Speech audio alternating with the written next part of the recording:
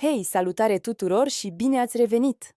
Astăzi dăm timpul înapoi și ne amintim de unul dintre cele mai amuzante jocuri ale copilăriei, telefonul fără fir. Vă mai amintiți cum ne așezam toți în șir plini de entuziasm? Primul șoptea un mesaj la urechea următorului, iar de acolo începea aventura. Fiecare încerca să transmită cuvântul sau fraza cât mai corect, dar, inevitabil, la final ajungea ceva complet diferit și hilar. Nu era vorba despre a câștiga, ci despre bucuria de a râde împreună de transformarea mesajului.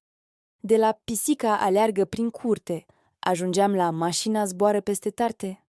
Aceste momente simple ne-au învățat cât de ușor se poate distorsiona comunicarea, dar mai ales ne-au adus mai aproape. Care e cea mai amuzantă transformare a unui mesaj de care vă amintiți? Nu uitați să dați un like dacă v-a plăcut și să vă abonați pentru mai multă nostalgie. Pe curând,